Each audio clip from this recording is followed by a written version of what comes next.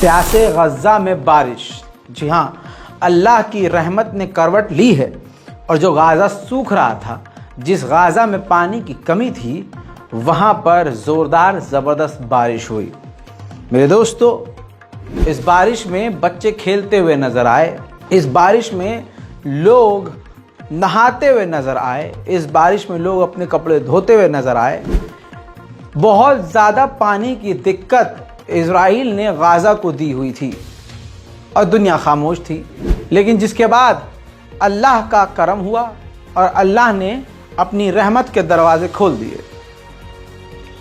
ये तस्वीर आप देखिए, गाज़ा से ये ताज़ा तरीन वीडियोज़ हैं जिसमें आप लोगों के चेहरों पर खुशी, थोड़ा सुकून देख सकते हैं।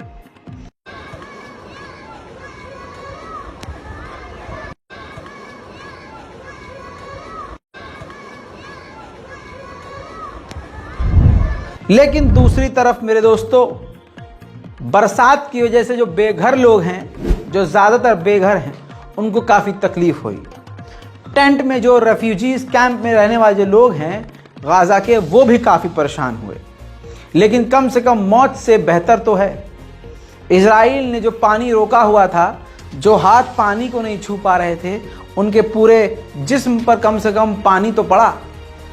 बहरहाल अब कहने वाले ये भी कह रहे हैं कि अब इस बरसात के बाद ठंड और बढ़ेगी और अब लोगों को और दिक्कत होगी। लेकिन कर भी क्या सकते हैं जब अरब देश अपने ही नाच में लगे हुए हैं और गाज़ा की तरफ आंख उठाकर भी नहीं देख रहे। इसके अलावा दोस्तों, ये तस्वीर देखिए, जिनको पानी की किल्लत हो रही थी। 2 दिन पहले मैंने वीडियो दिखाई थी ना, जमीन पर पानी जो गिरा हुआ था, इंसान उसको उठा रहा था, गाज़ा का बच्चा उसको उठा रहा था। शायद वही तस्वीर, वही मंजर अल्लाह देखकर नरम पड़ गया। और उसके बाद ये देखिए, बारिश ऐसी बरसी कि जो पानी के लिए तरस रहे थे, उन्होंने बारिश का पानी इकट्ठा किया। दोस्तों, अमेरिका ने आधिकारिक तौर पर कहा कि बाइडेन की टॉप जिम्मेदारी ये है कि मिडिल ईस्ट में अमेरिका के जो सैनिक तैनात है, उनको बचाया जाए और उनको बचाने के लिए बाइडेन कुछ भी करेंगे। तुर्की के राष्ट्रपति रजब तैयब एर्दोगान जर्मनी पहुंचने वाले हैं और जर्मन के चांसलर उनका वेलकम करेंगे, स्वागत करेंगे, उनको होस्ट करेंगे। लेकिन इससे पहले ही जर्मनी के चांसलर ने तुर्की का विरोध कर दिया है। जर्मनी के चांसलर ने साफ तौर से कहा कि जिस तरह से रजब तैयब एर्दोगान ने इल्ज़ाम लगाया है जेनोसाइड का और फांसीवाद का इजराइल पर, वो सरासर गलत है। अब देखना यह है कि रजब तैयब एर्दोगान की गैरत क्या करती है। वहां जाकर वो उनको जलील करते हैं या चुपके से मुंह बंद करके वापस आते हैं। उधर इस्लामिक जिहाद ने बड़ा झटका इजराइल को दिया है। इस्लामिक जिहाद ने कहा कि जिस रूट को, जिस तरह के रास्ते को और जिस तरह के तरीके को अपना रहा है बातचीत करने के लिए इजराइल हमसे, तो हम किसी भी डील से अब पीछे हट सकते हैं। हो सकता है इजराइल धमकी देकर काम करवा रहा हो सकता है इजराइल अकड़ रहा हो सकता है इजराइल जो है बदतमीजी कर रहा हो, मतलब कुछ भी कर रहा हो, जिसकी वजह से इस्लामिक जिहाद पूरी तरह से अब बिदक गया है।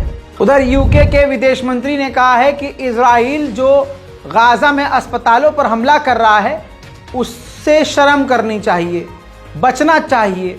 इंसानियत के नाते अस्पतालों पर हमला नहीं करना चाहिए और जो लोग वहां से निकलना चाहते हैं, उनकी सेफ्टी के लिए रास्ता छोड़ना चाहिए ताकि वो वहां से निकल सकें। सन 1948 में ऐसा ही नकबा हुआ था।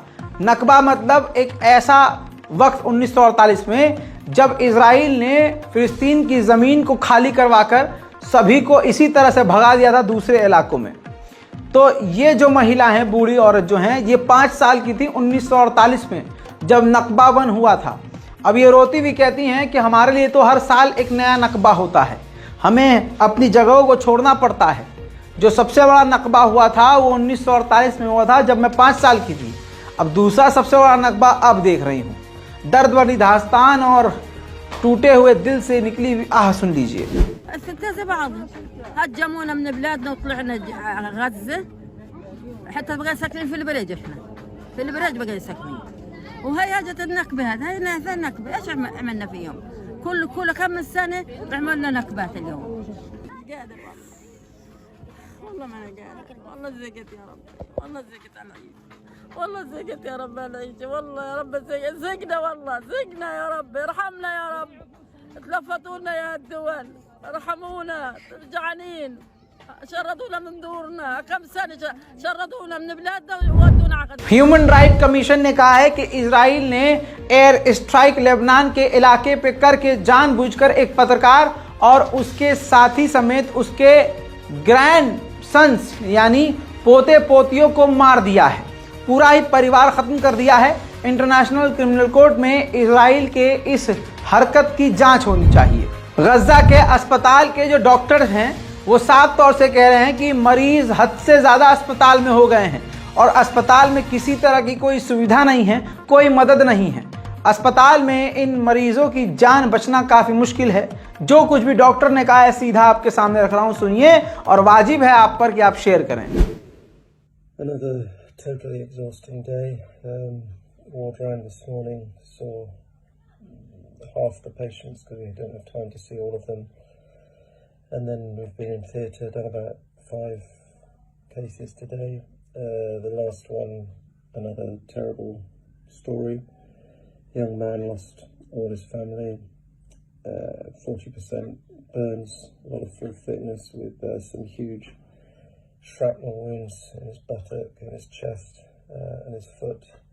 He was already in a state of early shock and septic when we got him on the table, so very difficult for the anaesthetist to decide what sort of anesthesia.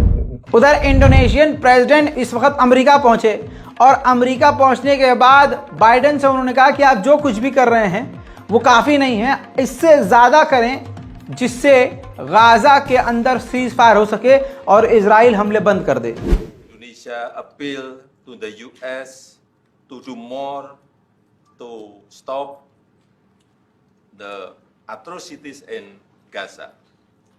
Ceasefire is a must for the sake of humanity. Once again, thank you for your invitation. दुनिया भर से जोरदार pressure बुड्ढे Biden पर बनने के बाद जो है बाइडेन ने साफ तौर से अब सामने आके कहा है कि इजराइल को गजा के अस्पतालों पर हमला करने से बचना चाहिए। जो कुछ भी कहा है सुन लीजिए आप ताकि सबूत हो। And it's my hope and expectation that there will be less intrusive action relative to the hospital. We're in contact, and we're with the Israelis. Also, there is an effort to take this pause to deal with the release of prisoners, and that's being negotiated as well with the Qataris are engaged, and so I remain somewhat hopeful. But the hospital must be protected. Gaza के सबसे बड़े अस्पताल ने साफ कह दिया है कि 179 लोगों की मौत अस्पताल के अंदर हो गई है, जिनको अस्पताल के अंदर ही गड्ढा खोद के दफनाया जा रहा है क्योंकि इजराइल की वजह से बाहर कोई जगह अब सेफ नहीं है। वहीं अमेरिका के व्हाइट हाउस की तरफ से एक सीनियर अधिकारी अपनी पूरी डेलीगेशन के साथ मिडिल ईस्ट आ रहा है, अरब देशों से और मिडिल ईस्ट से बात करने के लिए गाजा और इजराइल के मुद्दे पर। वहीं एक बार फिर कतर ने दोनों देशों से कहा है, गाजा और इजराइल से कहा है कि हालात काफ़ी ख़राब हैं गाजा की, लिहाजा आप दोनों जल्द से जल्द कोई डील कर लें जिससे आम लोगों की मौत ज़्यादा ना हो। हालांकि इजराइल यही चाहता है कि ज़्यादा से ज़्यादा आम लोगों की मौत हो जाए। ब्रिटेन और अमेरिका ने हमास और ईरान पर और कड़े प्रतिबंध लगा दिए हैं। इल्ज़ाम यह है कि हमास और ईरान दोनों ही आतंक को सपोर्ट कर रहे हैं। हमास आतंकवादी है और ईरान जो है ऐसे संगठनों को सपोर्ट करता है। बहरहाल इस गाजा फिलिस्तीन इजराइल वॉर अपडेट पर फिलहाल के लिए इतना ही। चैनल को सब्सक्राइब करना मत भूलिएगा। इससे पहले जो रिपोर्ट्स आई हैं जाकर देख लीजिए। इसके बाद भी थोड़ी देर में फिर आने वाला हूं ताज़ा तरीन अपडेट के साथ। तब तक के लिए जय हिंद।